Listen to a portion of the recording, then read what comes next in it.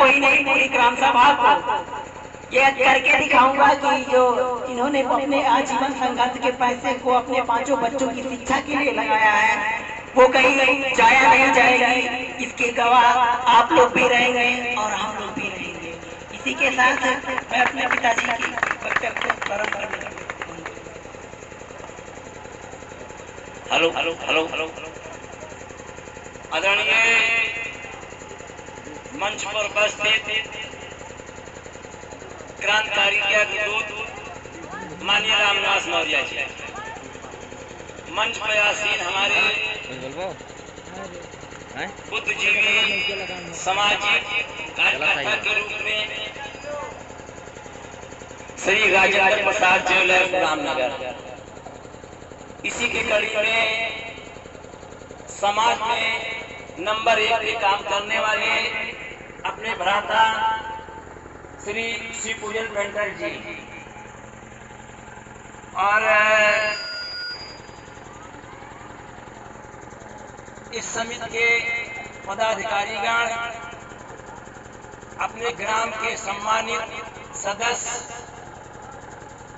पिता तुल्य बुजुर्ग, माताएं, बहनें, बच्चों, आज बड़े सौभाग्य की बात है कि रामनगर ग्राम सभा में आप सबके सहयोग से डॉक्टर भीमराव अंबेडकर की जन्म शताब्दी बड़ी धूमधाम से मनाई जा रही है।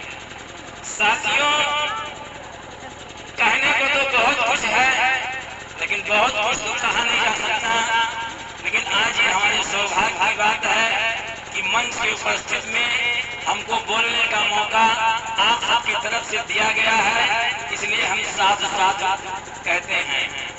आज बाबा साहब डॉक्टर भीमराव अंबेडकर की जन्म शताब्दी है। हम आप सबके साथ में आपको श्रद्धा सुमन अर्पित करते हैं और सत नमन करते हैं। रही बात आज के 4-5 साल पहले हमारे ग्राम में माननीय राजेंद्र प्रसाद जी के स्वचान से बाबा साहब डॉक्टर भीमराव अंबेडकर की जन्म शताब्दी बड़े सम्मान, बड़े श्रद्धा से मनाई गई थी और इसके आभारी हम भी हैं और हमारे ग्रामवासी भी हैं। किसी कारण से, किसी त्रुटि कारण से, किसी मजबूरी बस बीच में हम लोगों ने इस कार्यक्रम को सिद्ध कर दिया, ये हमारे लिए दुर्भाग्य की बातें रही हैं। लेकिन आज जो ऐतिहासिक फैसला हमारी ग्राम सभा में आपके सहयोग से, माननीय रामनिवास मौर्य जी के सहयोग से, माननीय प्रधान जी के सहयोग से, जन जन के सहयोग से संपन्न हुआ है, ये बड़े सौभाग्य की बातें हैं। कार्यक्रम एक ऐतिहासिक स्थल से रहा है और बड़े धूमधाम से रहा है। साथियों, ये कोई राजनीतिक मंच तो है नहीं, ये सामाजिक मंच है। हम राजनीतिक स्तर से कोई वार्ता न कर करके हम सामाजिक स्तर से आपसे चंद मिनट के लिए बात करेंगे। जैसे इस मंच में हमारे समुदाय के लोग हैं, हमारे घर के लोग हैं, हमारी माताएं हैं, हमारी बहनें हैं, हमारे बुजुर्ग हैं। अभी चंद मिनट में हमारे राम प्रवेश मौर्य जी की पुत्रियों ने जो यहाँ पे भव्य प्रदर्शन किया है, उसकी हम भूरी भूरी प्रशंसा करते हैं। और आज जो माताएं, बहनें, बुजुर्ग बैठे हैं, इनसे एक चुनौती लें, इनका एक ये जान लें कि ये जो है समाज में सूर्य उदय की तरह ये प्रकाशमय है। ये जो हम कहना चाह रहे हैं, ये मन से नहीं कहना चाहिए, लेकिन मैं कह रहा हूँ। हमारे समाज की बहुत बड़ी बड़ी तमन्ना है। हम अपने बच्चों को मोबाइल दे देते हैं और कहते हैं उनका शौक बहुत बड़ा पूरा हो गया। ये हमारे बच्चे गांव के रामनगर की बात छोड़ दो, जहाँ जहाँ बड़े परिवार है, हम वहाँ की बात करते हैं। ये हमारे माता पिता अच्छा खाना देते हैं, अच्छा कपड़ा देते हैं और अच्छा पैसा देते हैं, और उसके बाद वो बातें हैं लखैरा करती हैं। उनको शर्म आना चाहिए, उनको चुल्लू में पानी में डूब के मर जाना चाहिए। अरे शिक्षा, जैसे हिंदू धर्म शास्त्रों में लिखा हुआ है कि शंकर भगवान का तीसरा नाम, इसी तरह हम समाज में शिक्षित होने के नाते हमारी तीसरी आंख खुल जाती है।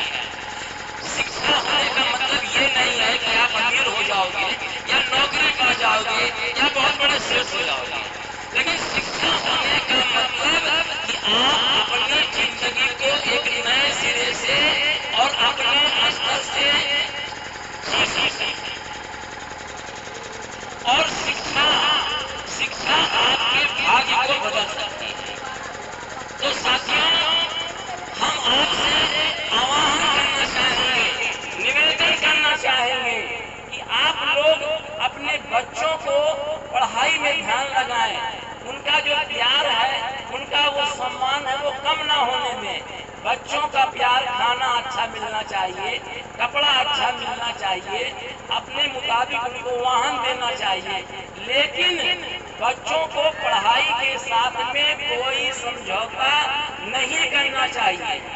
हमारे गांव में माननीय राजेंद्र प्रसाद सेठ जी हैं, आप उनके बच्चों को ले लीजिए, उनके बच्चे अच्छे क्वालिफाइड हैं और जब अच्छी योग्यता में है तो अच्छा जीवन वो जी सकते हैं और एक सम्मानजनक जिंदगी जी सकते हैं। तो हमारा पहला जो है विचार आप लोग से ये है कि आप लोग जो माताएं बहनें हैं वो अपने बच्चों को आज से, यानी कि जैसे कहा जाता है कि जब से सोचो तब से सवेरा, जैसे अभी आपने देखा कि हमारे राम प्रवेश मौर्य जी की लड़की और हमारे कमल राव की लड़की के बराबर इस गांव में तमाम बच्चे बच्चियां हैं, लेकिन उन बच्चियों को रास्ते में चलने का तरीका नहीं मालूम है, बात करने की तो बात होती है। तो ये क्या किसकी कमी है? ये हम लोग की कमी है, इस कमी को हम सुधारें। दूसरी चीज, हम आपसे रिक्वेस्ट करते हैं, निवेदन करते हैं कि हम इसी तरह डॉक्टर भीमराव अंबेडकर की जन्म शताब्दी हर्ष उल्लास के साथ मनाते रहें। साथियों, चंदा वाली बात आती है, चंदा के मामले में हमको डिस्टर्ब नहीं होना चाहिए कि कोई 500 मांग रहा है, कोई 200 मांग रहा है, कोई 1000 मांग रहा है, इसका ये मतलब नहीं है। हम आपको इतिहास में थोड़ा सा पीछे ले जाना चाहते हैं। 1995 में जब माननीय कांशीराम साहब गरीबों दलितों के आह्वान के लिए उस सड़कों पे आए थे, उन्होंने एक नारा दिया था, एक और एक नोट। हमारे यूपी के लोगों ने एक नोट और एक वोट देकर के बहुजन समाज पार्टी की 2 बार सरकार बनाई है और मैं इसका ज्वलंत उदाहरण हूँ कि 1 पाव अनाज और 1 रुपये इकट्ठा करके इसी ग्राम सभा में मैंने ड्रामे का आयोजन कराया था। तो हमारे जो समिति के कार्यकर्ता हैं, हम उनका उत्साह बढ़ाने के लिए उनको संदेश देना चाहते हैं कि धन के अभाव में कभी आपका कार्यक्रम डिस्टर्ब नहीं होगा। चंदे का मतलब ये है कि आप एक सहयोग राशि दीजिए, जिस तरह बाबा साहब डॉक्टर भीमराव अम्बेडकर ने कहा था कि अपने अंश का 20वां भाग दान दीजिए। यही बात बौद्ध धर्म में बताया गया, यही बात हिंदू धर्म में बताया गया, यही बात मुस्लिम धर्म में बताया गया। जरा आप सोचो कि आज के युग में एक लड़का 5 रुपए से 50 रुपए तक वो कुरकुरा मिठाई गट्टा खा लेता है। हमारी युवा पीढ़ी के लोग 1 रुपए से लेकर के 50 रुपए तक पान गुटखा मसाला खा लेते हैं। तो क्या वो अपने अंश का 5वां भाग 20वां भाग यानी कि 100 रुपए में 5 रुपया क्या वो समाज के लिए दान नहीं दे सकते हैं? दे सकते हैं, बशर्ते हमारी मानसिकताएं मजबूत होनी चाहिए। हमारे इस कार्यक्रम के आधार, जैसे हमारे आरएसएस के लोग हैं, बौद्ध और हमारे जो हमारे जो है मुस्लिम समाज के लोग हैं, आपने देखा होगा चद्दर फैला करके वो भीख मांगने का काम करके अपने समाज को आगे बढ़ाते हैं। और आरएसएस के लोग एक मुट्ठी चावल लेकर के गांव-गांव में जाकर के धर्म का आयोजन करते हैं।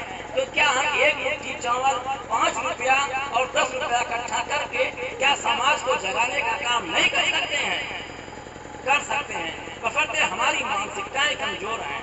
हमें अपनी मानसिकताओं को बढ़ाना पड़ेगा।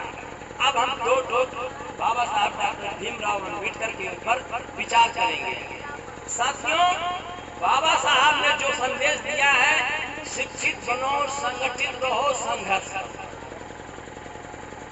इन तीनों का मूल मंत्र ये हमारे एसी और बीसी समाज के लोग नारे के रूप में जानते हैं। यहाँ पर हमारे मंच पर कोई फॉरवर्ड किस्म का आदमी नहीं है, अगर है तो वो सुनता होगा कि बाबा साहब ने जो संदेश दिया है, जो उद्देश्य दिया है, वो सारे बड़े लोगों ने अपना लिया है और हम लोगों ने मात्र नारा तक ही सीमित हैं। हमें इनके बताए हुए कामों को करना पड़ेगा, इनके बताए हुए उद्देश्यों को चलना पड़ेगा। जैसे मान लीजिए कि बाबा साहब ने कहा कि शिक्षित बनो, शिक्षा का मतलब ये है कि जैसे हमारी प्यारी बिटिया बोल रही थी, हमारे सम्मानित बोल रहे थे, हमारे अमित पांडे जी बोल रहे थे कि शिक्षित समाज ही हर चीज की लड़ाई लड़ सकता है। हमारी माताएं बहनें अगर शिक्षित हैं तो अपने बच्चों को शिक्षित कर सकती हैं, हमारे बुजुर्ग शिक्षित हैं तो अपनी आने वाली पीढ़ी को शिक्षित कर सकते हैं। अब बाबा साहब ने जो दूसरा दिया था कि संगठित हो, संगठित का मतलब क्या होता है ये आप जान लीजिए। संगठित का मतलब कि हमारे गांव में, घर में, पटीदारी में, नात पात में कहीं नहीं कहीं त्रुटि, कहीं नहीं कोई कमियां जरूर रहती हैं, लेकिन सामाजिक स्तर पर हमको एक होना चाहिए, क्योंकि अगर हम एक नहीं होंगे तो मजबूत नहीं होंगे। और हम संघर्ष जब कर सकते हैं कि जब हम जो है एक साथ एक रहेंगे। आज रामनगर के लोगों ने एक विशाल काम किया है। माननीय राजेंद्र प्रसाद जी जब अम्बेडकर जयंती मना रहे थे तो उस समय भी हमारे रामनगर के लोगों ने एक उत्साहवर्धक कार्य किया है। ये जो है एकता का सूत्र का एकता के सूत्र की बात है। और रही संघर्ष की बात, साथियों संघर्ष हर आदमी को करना पड़ता है, चाहे वो गरीबी में करे, चाहे वो अमीरी में करे, चाहे वो परिवार में करे, चाहे वो राजनीति में करे, चाहे वो समाज में करे, चाहे वो रोजी रोटी के लिए करे, चाहे वो बहन बेटी के लिए करे, चाहे वो धर्म के लिए करे, लेकिन संघर्ष उसको करना पड़ेगा। लेकिन वहीं पर बाबा साहब ने एक बात कहा था, जो बात आप लोग के संज्ञान में अगर ना हो तो हम बताने का काम करेंगे। बाबा साहब ने कहा था कि ऐ हिंदुस्तान के लोग, एक बात याद रखना, ये जो कारवां मैंने आज तक बनाया है, इस कारवां को अगर आगे न बढ़ाना तो पीछे भी न जाने देना। तो कम से कम आप लोग इतना तो कर सकते हैं कि बाबा साहब भगवान बुद्ध का कारवां अगर आगे नहीं बढ़ा पा रहे हैं तो पीछे भी न हटने दीजिए। साथियों कहना तो बहुत कुछ है लेकिन समय कम है। और एक चीज ये है कि आप लोग प्रसाद वितरण होने के बाद ही जाएंगे। दूसरी चीज ये है कि आपसी भाईचारा बनाने का प्रयास करिए। जब आप आपसी भाईचारा बनाएंगे, वोट को इकट्ठा रखेंगे तो हम किसी भी अपने प्रत्याशी को विजयश्री दिला सकते हैं। इसी के साथ में हम अपना वक्तव्य समाप्त करते हैं। आगे जो इस कार्यक्रम को भव्य रूप से सुचारू करने के लिए आह्वान करते हैं। जय भीम, जय भारत।